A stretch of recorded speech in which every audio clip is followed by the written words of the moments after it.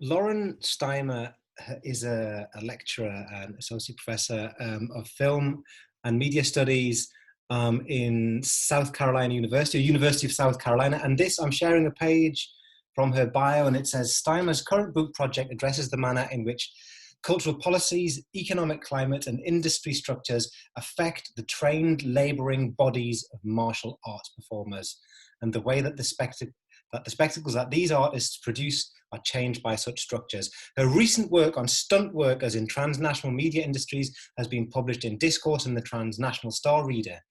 Her areas of specialization are Hong Kong action cinema, film exhibition history, stardom, labor, and the body. She's taught classes on Hong Kong cinema, Hitchcock, contemporary British television policy, the musical, action heroines, moving image pornography, and new Hollywood cinema. And she's taught in Irvine before, and now she is in South Carolina. Lauren, hello, how are you doing? Hello, I'm good. How are you? Yeah, I'm good. I'm all right, actually. I'm good. It's great to talk to you. I mean, we've met a few times, but we've only really ever said hello because we've Yeah, both been rushing around in conferences. So it's great to to get some time to chat face to absolutely. face. I'm thrilled to be asked. So, I mean, I saw your paper that you gave at the Martial Arts Studies Conference in California almost exactly 1 year ago, Yes. actually. And it was just absolutely fascinating stuff about, it's like everything about stunt workers in martial arts, stunt workers in training, stunt workers in the law, stunt workers in, their careers and everything. So I guess the first question is, what got you into stunt workers? Okay. Well, it's a kind of, I guess it's circuitous. Initially, in the early '90s, I was in college and I was at NYU in New York, and a lot of the Hong Kong martial arts films of the time, truly exceptional martial arts films, were still making their way to the city, to Chinatown, and being screened locally.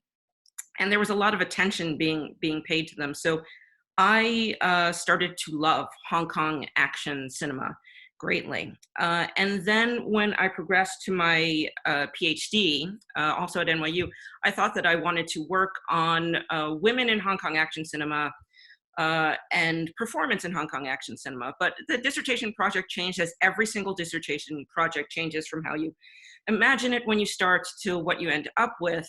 And so I started to think about two really big questions. And that was, how can film and media studies as a discipline more clearly describe action genre performance, and what's meant by transnational action media? And from there, it was odd, but there was an intricate network of related queries in terms of the production of action film and television spectacles. So I went from wanting to talk about Hong Kong action cinema the way that some other people had, but to focus on female performance, to really think about expert performance. So I started to consider the degree of training required to create action spectacles. And because of my love for Hong Kong action cinema, the transnational ascendancy of the Hong Kong action style and those aesthetics, the ways in which they seem to move to other places and other national media contexts.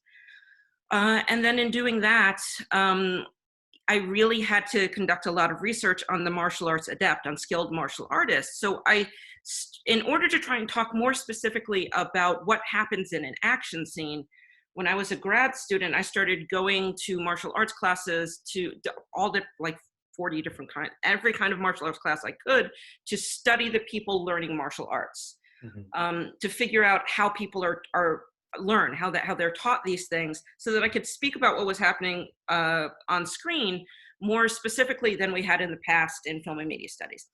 And in order to do that, I had to not talk about actors. That's just one of the truths. You rarely need to talk about actors when you talk about action design. But historically, film and media studies has really only talked about actors when they're talking about action.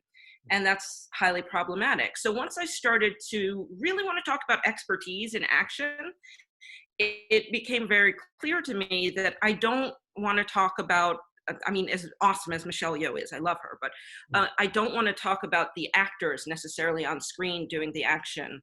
I want to talk about the people who are really doing the most difficult parts of action design and action performance. So I decided to investigate the invisible labor that is the hyper visible body of the stunt person that we see but cannot identify. Right? We see them doing these amazing things, but we don't know who they are, and they're often uncredited. And very commonly, stars just take credit for their work, and stars will just say, "I do my own stunts," which is 99.9% of the time an absolute lie. So Mm. that is my very long-winded answer to your question. Okay, so how did you kind of break into the behind the scenes of the movies? I mean, how did you get in with the crowd, with the Mhm. companies? How did that come about?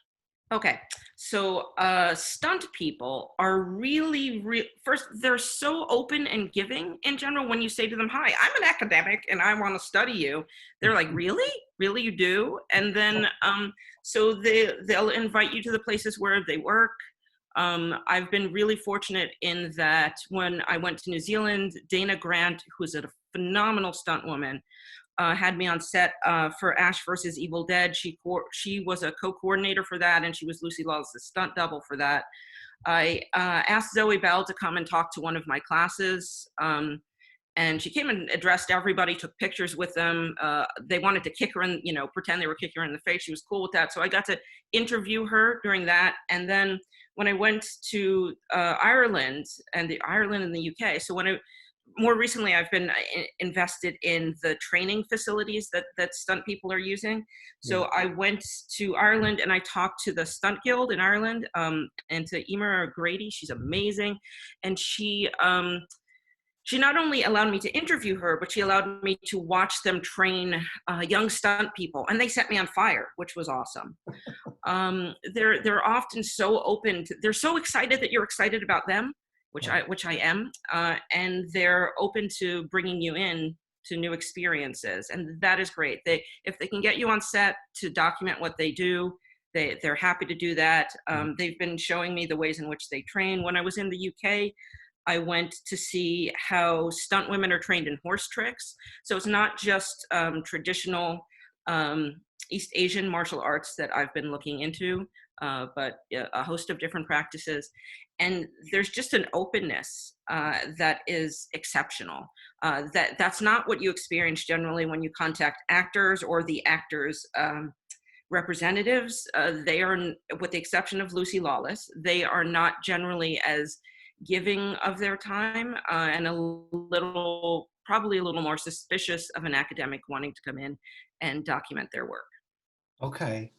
I guess when you were at Irvine and you were not far from Hollywood, I mean, are there different places you've worked that have been easier to gain access to the industry, or is it?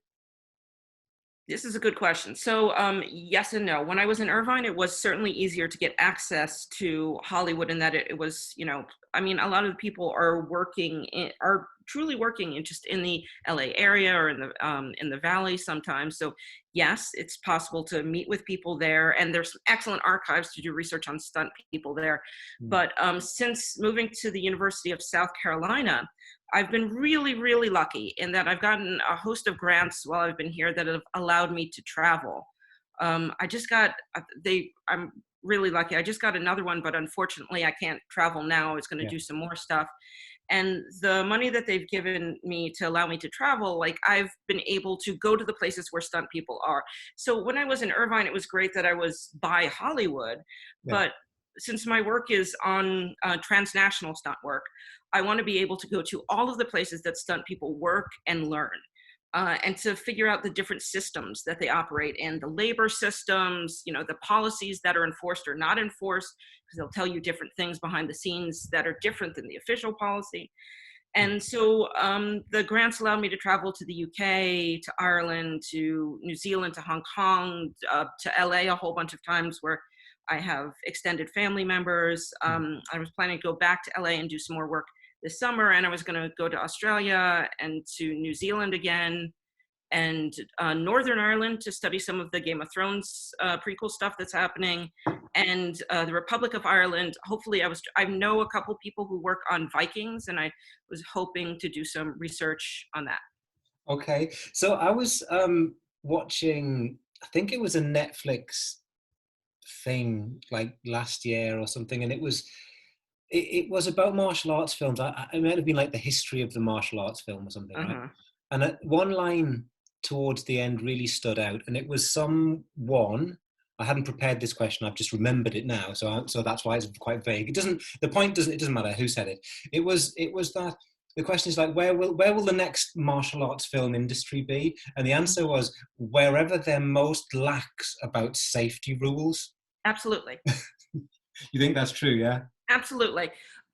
So that is very, very true. So what you see, if you track, I mean, obviously, there are so many different forms of martial arts, but when you think about film, television as well, but film, in terms of ascendancy of styles, the styles that they were using in Hong Kong, and I don't just mean martial arts styles themselves, but I mean how they filmed martial arts, how they edited martial arts combat, how they aesthetize martial arts combat. That seems to be moving across the world. I trace that in my book, but you see that the places where you can have stars who are stunt people and can do the action because there's no restrictions, those are the places where the Hong Kong style aesthetics pop up more quickly. So we saw it in Indonesia, we saw it in Thailand, we saw it in Indonesia.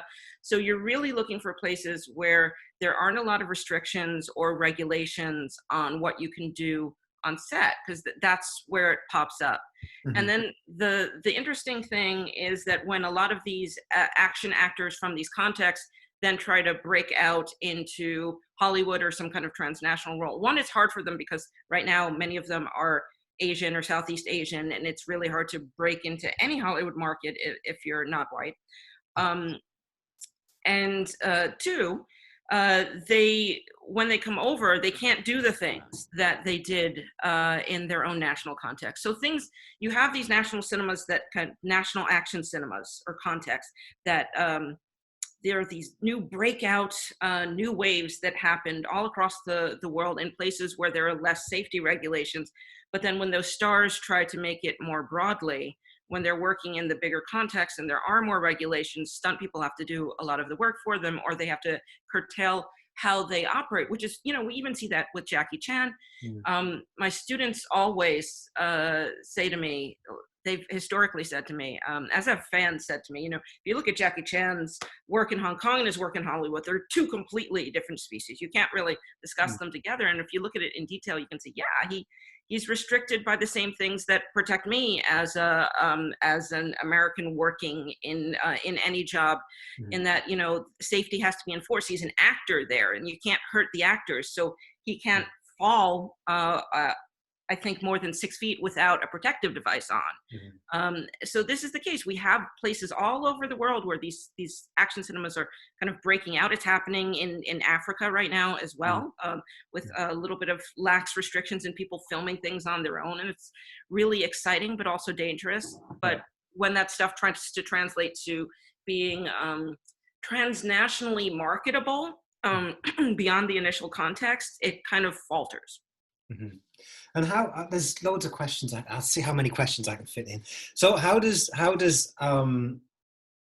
in your studies, how have you factored gender into it? Have you just done studies of women stunt workers, or have you looked at it in terms of more complex questions than that? How have you approached it? So I have written a piece on women stunt workers, and initially I thought I was going to focus on women stunt workers, and to a certain extent my work is very, very strongly positioned that way, and I am invested in those things, but because all of these people are underappreciated, invisible laborers, I've been interested in stunt work from women, from men, from people with disabilities, from children. Like I've been looking at it across the board, but in terms of gender, when we look at female stunt performance, there are very specific issues that seem to arise in almost every context, in terms of sexual harassment, in terms of being forced to do things that they weren't necessarily trained to do, just so that they would fail, and so that they could, so that the coordinator could bring in a stunt man to put on a wig to wig up and do the job. Um, to the lack of padding that they can fit inside their costumes, because the costumes are so revealing. So they end up, a lot more bruised and battered, because they can't. The rule in stunts is anywhere you can stuff a pad, you stuff a pad. But when you don't have much of a costume, like if you're dressed as Wonder Woman, that top part is all not protected. Um, or if you have on, those tights, it's not protected. Or if you're wearing a skirt. But sexual harassment is a major problem in, and has been historically, in Hollywood and in movie industries, and it's certainly a problem in the stunt industries worldwide. Though certainly, from what I've heard, it has gotten better over the years. And in terms of performance, it was harder for women to break into the scene. In the U.S. context, they in the 1960s. Late 1960s, they organized and formed one of their own organizations, because the stuntmen wouldn't let them into their organization, and the stuntmen's organization kind of controlled who got jobs. So the women formed their own, and tried to get work out of that. But increasingly what would happen, and this happens across the world, is that the stuntmen would hire, if they needed a woman, they'd have a friend do it with a wig. And then when they got in trouble for doing that, when they created these kind of really light policies restricting what you could do, they started to have their, their girlfriends or their sisters do the work, or their daughters do the work. So it stayed in families a lot. It's really difficult. It was difficult for a long time for women to get training in the industry unless they were already in a family. So a lot of times these organizations of women started to train other young women to come into the industry. But when the jobs become more scarce, I mean, we're talking about precarious labor in so many different ways when you talk about stunt people, but when the jobs are scarce, you're training people in a lot of ways to replace you. And for some stunt people, that is a great concern. So people are less likely to share their skills. But I have found, going to a host of different places, that there are people who don't care about that. They're just like, what's important is that the field of stunt work prevails in the country that I work in, and that these people do this stuff safely if we're going to train them, and that, I hope that one day that they can do more exciting things than I do. So I often encounter stunt people who feel that way as well. So increasingly you do see more stunt women enter the industry, because there are some other ways they can get trained now. There are training facilities, there are guilds, there are organizations. There are collections of people, and also stunt men have become, certainly since the 60s, much more willing to let women in. Often these women are trained martial artists, very commonly gymnasts, almost more commonly than other gymnasts and dancers. And they just have a long history of, well, this as a martial artist, you become very comfortable with pain, and you become very comfortable with doing the same repeated task over and over again. So these women have entered stunt industries all over the world. We see more of that, but there are certainly some places where you see less women being let in. The one thing that I've heard that stunt women, they tell me they hate to hear it, and the guys say it all the time, is now that there's so much wire work, there's just less work for women, because, women can't do rigging. And you often hear that, but women aren't interested in doing rigging. And this isn't actually true. I've met a lot of women who are interested in doing rigging, because you can't just do the work and be in the harness. You have to know how all of it works. You have to be part of the team. But you hear a lot from some older stuntmen, or not so older stuntmen, that, there's not as much work for women because they can't rig wire, do wire rigs. They can be in the harness, but not beyond that. But, stunt women have said to me, you just wear a weight belt, you're going to jump on the wire, you're going to hold the wire, and you're going to jump down. You just wear a weight belt. So I don't want to say, when we talk about gender and stunts, that things are so much better, because we still have the same problems we historically had.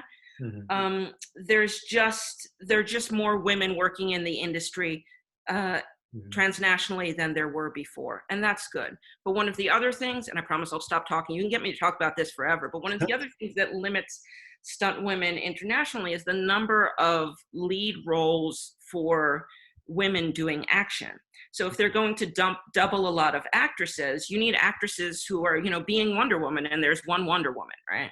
Yeah. You need, but at least when they shot Wonder Woman, they had the roles for all these Amazons, and those are all stunt women. Those are all stunt women being the Amazons. There's stunt women doing the work for Wonder Woman. There's stunt women just acting as Amazons there, but that's rare. You don't really get to see that often. And then additionally, if you don't have lead roles for women, like, you know, Xena, Buffy back in the 90s, you have utility stunts and stuff in the background, and often, because those are not listed in the script as gendered roles, right? People just falling in the background or doing something because it's not a named performer.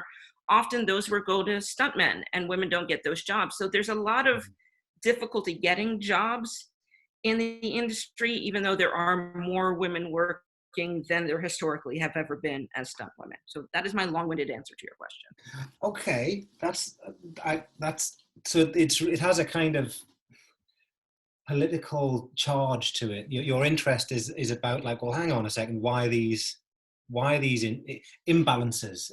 So we're already a marginalized, kind of precarious would be the word, wouldn't Yes. it? And high Yes. risk and so on.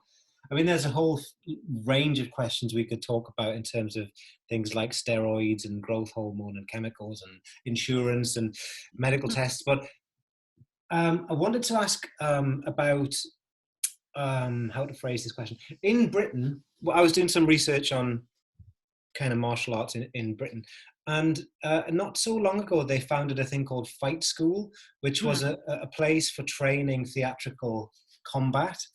And that's not a very old institution, you know. I can't remember the exact dates of it, and not and I don't know if everyone goes through that. But what institutions are there for the training of the choreographic, the fight choreography dimensions of a martial arts or of a stunt worker in, say, Hollywood or in another regional film industry that you know about? Is there an institution you have to have a certificate from them, or not?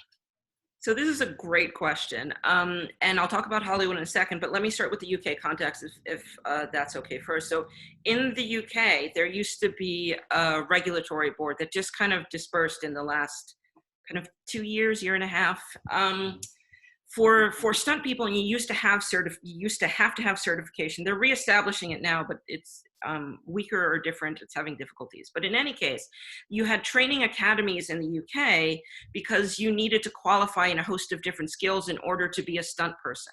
Yeah. And then you work your way up. There are 3 tiers to the system. It's kind of like you're kind of like an apprentice stunt person, and then you're a stunt person, and then you're like a senior respected stunt person. It's kind of like academia, but much more difficult to get into because it's really expensive. You have to pass all of these tests in the UK to prove that you had the skill set. So before I move on to Hollywood, just to share with you, one of the things I found out from stunt people in the UK, working in the UK, was that even though you had to prove these things, you know, you had to prove that you were skilled in at least one or more forms of martial arts. That was definite. You had to prove that, and it couldn't just be like it couldn't be traditional European modes of boxing. You had to do at least more than that, right? And you may have had you had to include other skills, like maybe you had to do horse riding, you had to do climbing, you had to have a host of different ones. But even if you were an expert in one thing, we're not going to say martial arts because so many of them have to have martial arts. It's just, they have to have that now. Even if you were an expert in climbing, let's just say you were an expert climber and rigger, you weren't necessarily going to get called in to do a climbing and rigging job, right? They could call in somebody else. So the way the system was set up in the UK was that, you know, it was supposed to ensure safety by making sure people had these qualifications. But the way that it ended up working was in many ways, and I don't want to get in trouble here, it didn't all the time, but in many ways, much like the Hollywood system, which is that people got work because of who they know, or people got work just because they got selected because they had a particular look. I don't mean even doubling look. They just had a particular look and they got chosen for that. So the structure of the UK system was problematic. But you did have to have qualifications. So to jump to the American context, in the US context, no, it was in a way a free-for-all. There is no regulation of that kind of regulation of the stunt industry in the US. It's more of a who you know system, an apprenticeship system. But what I should really compare it to is the circus. because it inherits from the circus. The American stunting tradition inherits from the circus and from the Wild West show and the rodeo show as, so the circus in Europe, the circus in Europe and the Wild West show kind of intersected at a certain point when people went over to pick up new performers. And those performers who worked on horseback ended up being part of these Wild West shows, who made their way across the country and who wintered in Hollywood and got a lot of work doing stunts, horse stunts. Rodeo people and Wild West people got a lot of work doing horse stunts in Hollywood. That's why in all of those Westerns in the 40s and 50s, all of those stunt people were traditionally Wild West performers and rodeo performers. Okay. Now, in the circus system and in the Wild West system, the apprenticeship system is really a family system. You train people in your own family. It's like being a blacksmith and training your son to be a blacksmith, right? So because you move together across the country as a family, you train them in your skill set, much like martial arts families in China kind of trained each other in their skill set. So in Hollywood, that tradition stays, and it's still in there in that there's prominent stunting families who pass down certain skills. Now, the skills have evolved greatly over the years, but what happened is that people would hire their sons and daughters and their friends' sons and daughters, mostly sons, much less daughters. And they would, sometimes a new guy would be coming up and they'd train him. He'd be a friend or a young guy and they train him and they help him get into the system. And that's how it worked for a really long time. And it works similarly now, except that often people find each other sometimes at prominent martial arts academies. Sometimes there'll be major gymnastic teams that they kind of scout out. But there's limited roles and there are a lot of people who want to be stunt workers. So you really work your way up kind of as an apprentice under older stunt performers, mostly men, sometimes women, and you try and get into a collective. If you can find a group of people who will work with you, like if there's, so we talk, and in my presentation I talked a lot about 8711 because they're incredibly prominent in Hollywood and all over the world right now. So 8711 in Hollywood, they do a lot of the stunt work, the choreography for big action films, for Avengers films and the like. And they're a good example of how this works. So it's a smaller collective. There's no regulation. They're not a training academy. They do give like judo classes for free, sometimes on the weekends and the like, and they do train up their stuntmen and they have a gym there and the like, and stunt women. But when we look at them, we see that the guys who run that, they ended up pulling in some of the other people who were teachers at the Ensanto Academy, right? Because those guys were at the Ensanto Academy, and then they met other young, really talented martial artists there and brought them in. So it wasn't just, it no longer was about like, who is your son or daughter, but who is in your network that you work with, and they bring them in. Instead of simply, instead of people having to pass a series of tests, older stuntmen and stunt women, they vouch for you. They say you have the skills, and then you go in and then you do a whole bunch of like maybe bit roles if you're lucky, and you just try and keep getting work based on your network. Okay. But it's different all over the world. In Ireland, I promise you I'll stop talking, but in Ireland, it was kind of they weren't sure how they were going to go in Ireland. They weren't sure if they were going to go with the American system or the UK system in terms of lots of regulation or no regulation. And they're adopting more regulation in terms of the way that the UK was set up. They're trying to establish a series of qualifications that you have to have, or at least a tiered system. But in Ireland, at least, they have the Stunt School Ireland connected to the Irish Stunt Guild. And they actively train people. Which is different than just, helping people out on set. They take these students and they try and get them work in the industry. In the US, we now have a whole bunch of training schools, and a lot of them are BS. A lot of them are just, they tell you they'll get you work as a stuntman or stuntwoman in the industry. That's not going to happen. There are not enough jobs. But people want to be stunt people, so they go and they do these things because then they are like, well, I've been in a wired harness. That's great, but they need someone who's done that repeatedly. And for that to happen, you usually have to work in the industry for a long time and to, know people and have a network. So a lot of the stunt schools here, they really take people's money and they really don't do much for them. But in New Zealand, Dana Grant and her husband run an amazing stunt school. There's some in there's an outstanding wire work school in Australia. And what the stunt school in Ireland is doing is just amazing. They're teaching them driving, they're teaching them wire work, they're bringing in the people who coordinated the wire work and the shooting for like the Jason Bourne movies. They have workshops, they have fall workshops, and all of that, high fall, just in case that's not clear, workshops, all of that's just exceptional. So there are places where stunt schools are incredibly important to the industries and highly linked to the industries. And then there's the US context, where it's really mostly who you know. But before I stop talking, I just want to say this one thing that I think you'll find interesting in terms of martial artists finding their way into the industry. Yeah. So in the US context, when we look back to the 80s and 90s, there are some martial arts films, Hollywood martial arts film, really much low budget. Back then, martial artists used to do their own kind of coordinating. They didn't call it coordinating then. They'd be on set with the actor, and right then on the set, the martial artist would decide, okay, I'm going to do this to you, and you're going to do that. We're going to reply in this way, you know? Yeah. They coordinate it right there on the spot. They decide, okay, this is how the fight's going to go, because the directors have nothing to do with it. And it's an action film, so there's going to be a fight.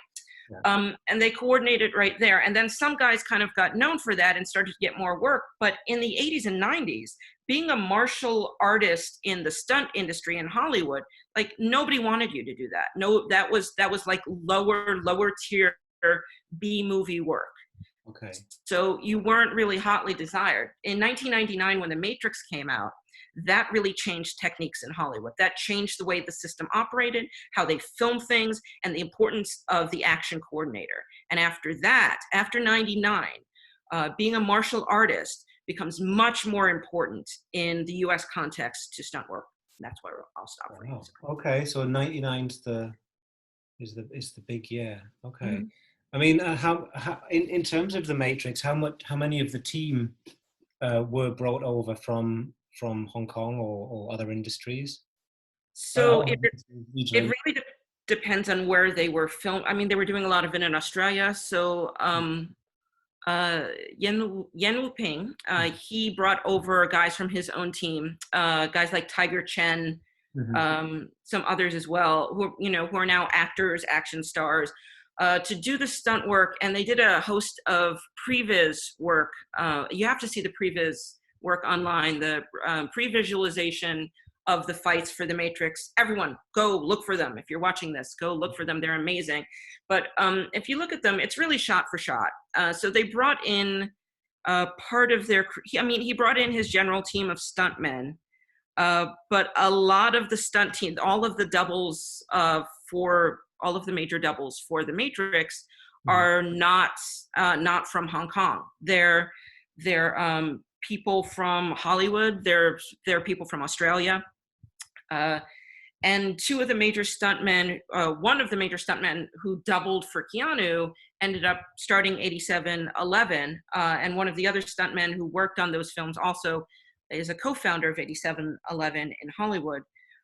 So those two guys and a host of other stuntmen, less so stunt women for The Matrix, ended up learning what the Hong Kong system looked like by working on that film, and then adopting the Hong Kong system, which is that you have a master, right? You have a master on set who is the action coordinator. In Hong Kong, sometimes they like to call them the action director, who's in charge of not just coordinating the fight and how people interact with each other, but blocking, shooting, giving suggestions as to how it should be edited. And that is in the Hollywood system, that's not how it worked before. You were just like, you decide how you hit each other, and you're lucky you get to do that. Yeah. But it really changed after The Matrix, because people started to see that, like, if you bring in these action experts, they can figure out your angles better, your shots better. Because prior to this, and even still now, you find that a lot of stuntmen and women will say, okay, so I coordinated the scene, and I didn't have control over the editing of the scene or the camera placement of the scene, or they let me say where the camera should be composition, but I didn't have control over editing. And then it got completely chopped up in the final version. Yeah. So you have a number of coordinators got really frustrated with that. And now you find coordinators. So for example, Chad Stahelski and David Leitch, who worked on The Matrix and are the co-founders of 8711, coordinators who are trained under the Hong Kong system from The Matrix, and decide about camera placement and editing and teach the people working under them that they don't just need to know about how to choreograph a fight, but how to shoot it and how to edit it. And everyone needs to know how to act as well. Your stunt people need to know how to act and really play to the camera and sell the hits. They're able to put out previses that, get them jobs instantly in the industry. Everybody knows their name. So now increasingly, stunt groups that want to make a name for themselves, that want to get their team members more work, they need to know not just how to choreograph excellent action in terms of, really inventive use of different martial arts styles, but they also need to know, they need to be filmmakers. And that's what they're training the kids for in Ireland now.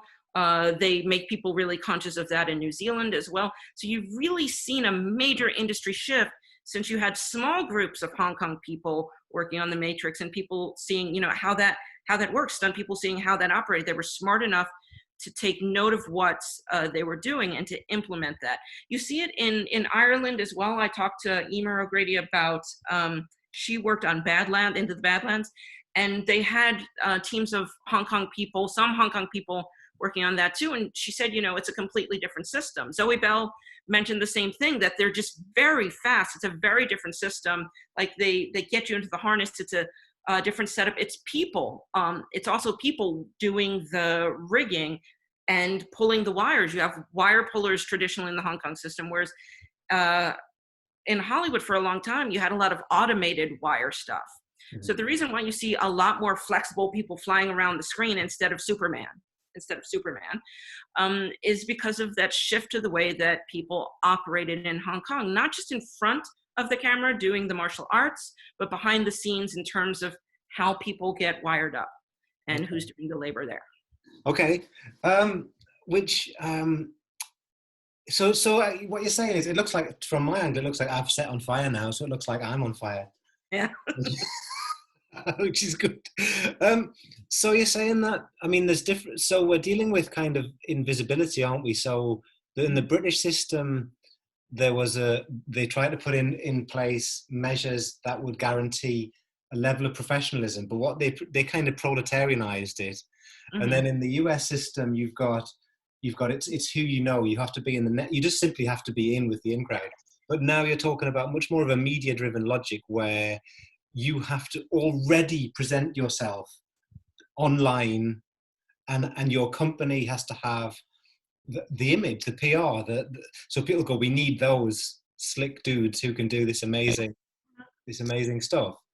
Yeah, absolutely. In fact, you see a shift that happens, even if you wanted to do just like a study of YouTube or a study of stunt marketing sites, which I encourage other people, please do this work. But if you look, there's a shift that happens. People used to have reels. That used to be what you did. You had your stunt reel of all the things that you did, either some stuff you did while you were training or all these little bits that you did, and you put it together and you put like some pumping music to it, and you sold yourself that way. People don't do reels anymore. You often hear when I interview a stunt person and I'm like, oh, can I see your reel? They're like, I haven't updated my reel and then they'll be like 2 years, 3 years. People don't really do reels anymore. People do previs work.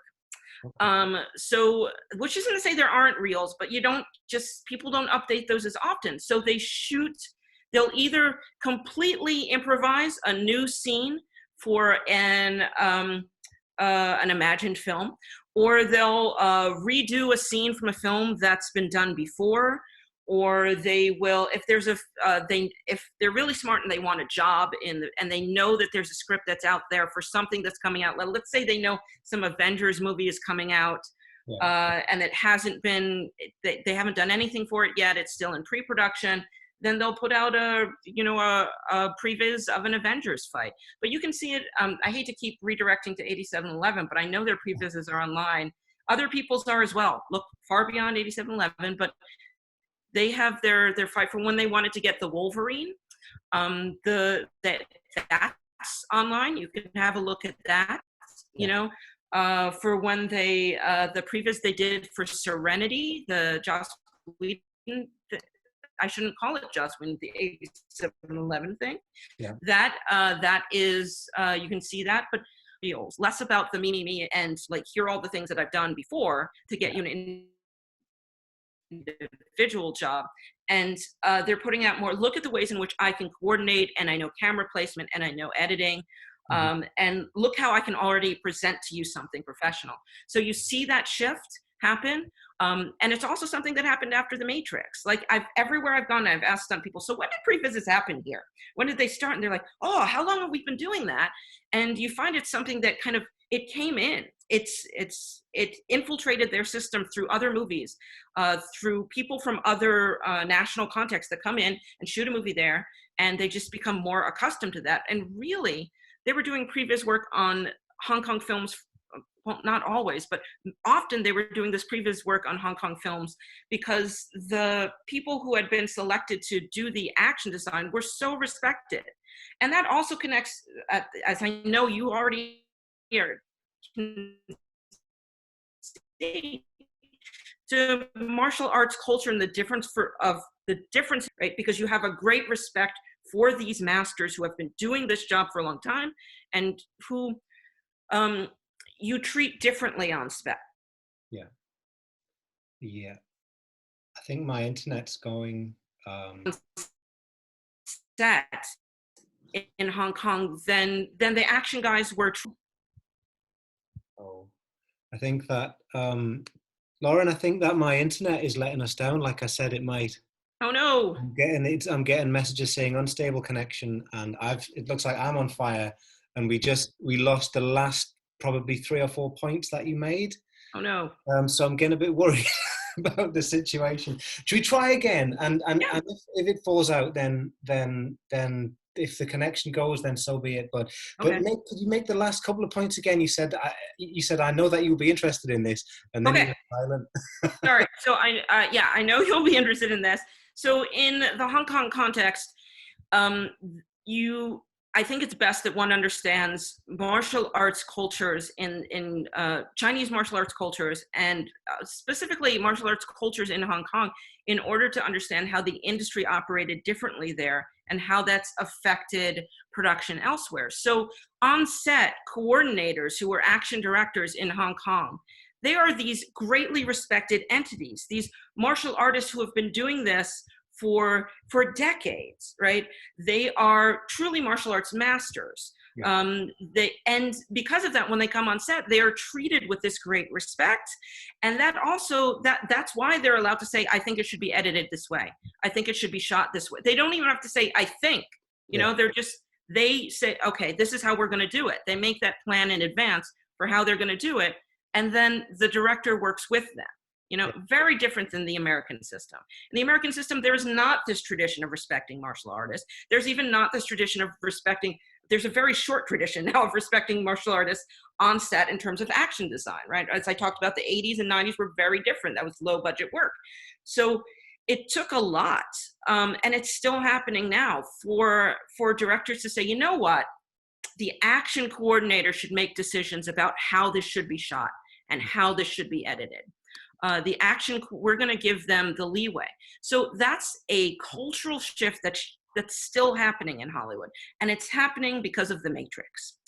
And that's about the difference in martial arts cultures in these two contexts.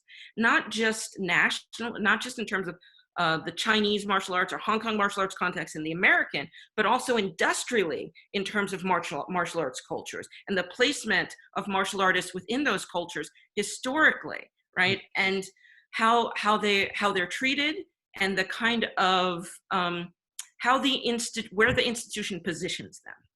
Mm. Do you know what, Lauren? This is the most absolutely fascinating discussion. I love the fact that I've turned into a flaming CGI monster with a stunt person crawling across the bonnet of a car. But I'm really worried about my internet connection. It's very cool. I'm really, really worried about my internet connection. I wonder if I should thank you at this point, and maybe we'll we'll arrange to talk again sometime soon about more things to do with stunt workers and your research. Because I really don't want this to end too abruptly. I want to thank you ever so much for talking to me today. Oh, you're very welcome. I'm so thrilled to get a chance to talk to you. I've enjoyed this so much. I love your work. I love the martial arts studies conference, the journal. You are doing exceptional work, and it's great to be a part of this.